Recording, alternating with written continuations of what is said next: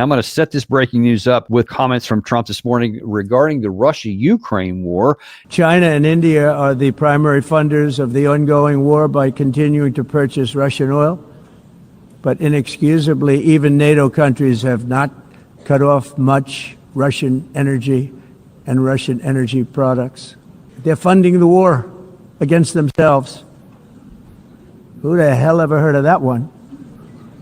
In the event that Russia is not ready to make a deal to end the war, then the United States is fully prepared to impose a very strong round of powerful tariffs, which would stop the bloodshed, I believe, very quickly. But for those tariffs to be effective, European nations, all of you are gathered here right now, would have to join us in adopting the exact same measures. At the time he said that, I mean, the first thought was he's probably just kind of setting up this impossible situation because he knows that Europe is not going to immediately stop buying oil, and they're not going to then do these huge sanctions on China and India and Brazil, et cetera, because that's going to harm Europe a lot more than anything else. It's not going to change it. So I thought it was kind of like a hyperbolic thing to just kick the can down the road. Okay. 40 minutes ago, so right before we came on the air, I just saw this on my phone here. Trump went to Truth Social. I am not making any of this up. This is on his official site. So you're getting this firsthand. After getting to know and fully understand the Ukraine-Russia military economic situation and seeing the economic trouble it is causing Russia, I think Ukraine, with the support of the European Union, is in a position to fight and win, and in capital, all capital words, okay, I see Gary's got it there, all of Ukraine back in its original form. With time, patience, and the financial support of Europe and, in particular, NATO, the original borders from where this war started is very much an option. Why not? Russia has been fighting aimlessly for 3.5 years, a war that should have taken a real military power less than a week to win. This is not distinguishing Russia. In fact, it is very much making them look like a paper tiger. When the people living in Moscow and all the great cities, towns, and districts all throughout Russia find out what is really going on with this war, the fact that it's almost impossible for them to get gasoline through long lines that are being formed and all the other things that are taking place in the war economy, where most of their money is being spent in fighting Ukraine, which has great spirit and only getting better. This is a long sentence. Ukraine would be able to take back their country in its original form and, who knows, maybe even go further than that. Putin and Russia are in big economic trouble, and this is the time for Ukraine to act. In any event, I wish both countries well, and we wish to continue to supply weapons to NATO, and they will do whatever they want with them. Good luck to everyone. What in the hell is he talking about? I mean, that is... this is like there is something psychologically wrong with this man. That is so detached from reality. Is that you are literally saying, hey, let's get into a freaking nuclear war with Russia. What in the hell? Who wrote that? Was that Joe Biden that tweeted that? It's maybe he hacked into Trump's system because it sure kind of sounds like it. In fact, it's worse than Biden said. I don't want, there's a lot of words I could use right now, Daniel, and out of respect, I'm doing the same. It's hard. I just won't say them. But it is really the stupidest thing, really the stupidest thing and some stupid things have been said by Trump and by Biden. And this, as the British say, takes the biscuit. This one takes the biscuit.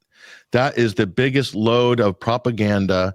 So this basically resetting everything back to 2022, to the 2022 hysteria. So all of this performative BS in Alaska of Trump pretending to understand the conflict and all the statements by J.D. Vance and all the stuff on the campaign trail and all these sort of, keystone interviews with the press, all of that now out the window for this delusional. I mean, Russians are queuing for gasoline. Are you stupid? Do you know how available fuel is and how affordable it is in Russia? Because they're the world's largest oil producer. I mean, you don't need to be even have a bachelor's degree in world politics to understand these basic facts. And what else is just insane? They're saying that, oh, the people are just on the verge of rising up and overthrowing Putin, and those feisty Ukrainians have the will to fight, and they're going to take back all the territory. They're not going to take back all the territory. And let's just put to rest this one crazy propaganda line that gets reused, that gets passed around more than a Christmas fruitcake, okay? This propaganda line that a real military power could have won this in 3 weeks, but Russia is still fighting this war. Russia has very specific objectives regarding the territories in Donbass and in former Ukraine, and protecting Russian enclaves there, and securing their own national security perimeter. And they're not interested in scorched earth, General Sherman style military campaigns and killing civilians. That's why the number of civilians proportionally that have been killed in this conflict is the lowest of any conventional war probably in modern history. And you know who's killed more civilians in this war? The Ukrainians have. The Ukrainians have, specifically in Donetsk and Luhansk. Okay. Yeah. And that's according to UN numbers and numbers from international agencies that are compiling data on this. So where is this rhetoric coming from? It's completely BS. Yeah, and Gary, if you could roll down toward about the third, I mean, the whole thing is driving me crazy. But he said Ukraine would be able to take back their country in its original form, and who knows, maybe even go further than that. I mean, what do you think that Russia's going to do with that? That they're going to hear you talking about that they can go back not only to take back to 1991 and then now maybe take some Russian territory too. And we already know from multiple sources that in the latter part, I guess the late summer, early fall of 2022, apparently Russia actually contemplated using tactical nuclear weapons when it looked like that they were getting pushed. Well, not look like, they did get pushed back in Kherson province and the Kharkiv province in the north, that they were going to do something about it because they were concerned about those pushbacks there. But if you're talking about the territory they have now and you're going to drive them out of there, I mean, that number one, that's only theoretically possible. There's no actual possibility that that anybody in the West and everything together is going to push Russia out anywhere. But even in the theoretical possibility, then you raise the chances of using tactical nuclear weapons. And again, I just have to ask, WTF, that something is wrong with the president to say these things. This doesn't make any sense at all. Because that's the outcome that everybody wants to avoid. They want to avoid escalation that's going to go anywhere in that direction towards a potential use of tactical or who knows, strategic nuclear weapons. Everyone wants to avoid Gary, that. if you could, because this came after Trump met with Zelensky. So I wonder if you could check it real quick and see if there's any comments from Zelensky that might explain what he's talking about here while we're continuing on. So Patrick, please continue. Well, that's the clue right there, Daniel. What you just said comes after the meeting with Zelensky. So Trump, while he puts on this image or this front that he is the kind of CEO, he's at the top of the pyramid. It's so easy to push and nudge him and twist his arm to get him to change his position. And Zelensky and his handlers and the Ukrainians probably hit Trump at a weak moment there. Or if that's not it, it's from his daughter, Ivanka. Or if that's not it, it's from one of his advisors. Or if that's not it, it's from one of his pals, one of his other inner circles. So he doesn't know, and nothing in Trump's statement corresponds to reality. Nothing corresponds to the facts on the ground in that conflict. And that's why when the Alaska meeting happened, many of us were very skeptical that this was going to lead anywhere. And my reason for that at the time, and this goes for previous negotiations as well, because I have not heard anything come out of the mouth of the president, nor any of his team or advisors, that even remotely resembles the reality of the situation in Ukraine and the former Ukrainian territories, the new Russian regions in Donbass, and the battlefield in general.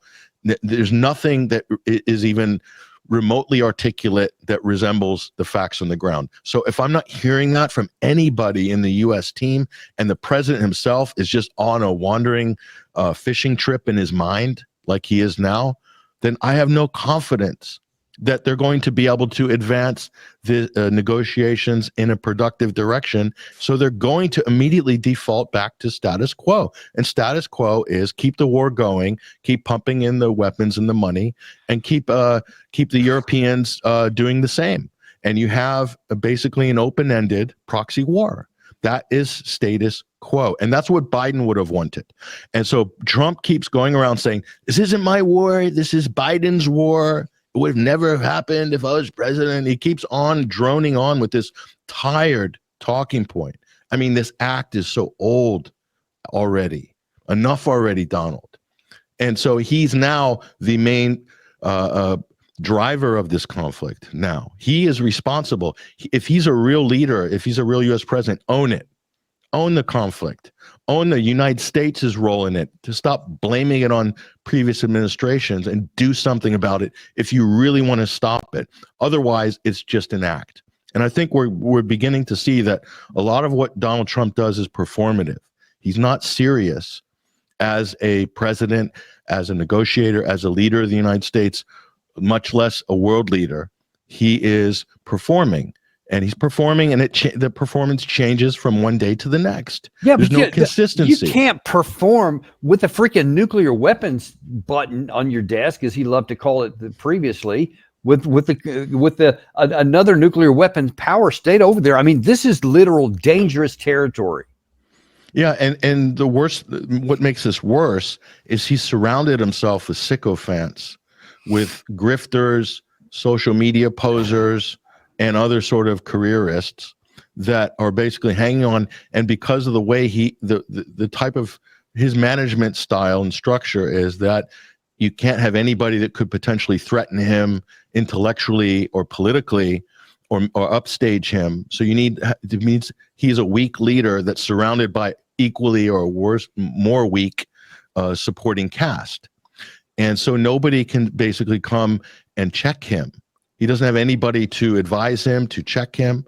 So he's just basically meandering around, and he's at the mercy of, at the end of the day, of the defense industry, of the Israeli lobby, and whoever else is in his ear at the end of the day. So, man. I mean, I honestly, this tweet that you just showed, this is really disturbing. It is. I mean, he said a lot of stuff in the past, but this is real problems here. He thinks that this is part of his, his supporters will say, oh, that's just Trump being, ambiguous, changing. He always keeps the other side off balance because he's constantly changing his position. That is just that's the recipe for total failure in any diplomatic negotiations or advancing policy in any productive direction. And this is what you've got in this U.S. president. Donald Trump is a complete unmitigated failure in his first 9 or 10 months of this administration. Just a big F. He has not succeeded in anything.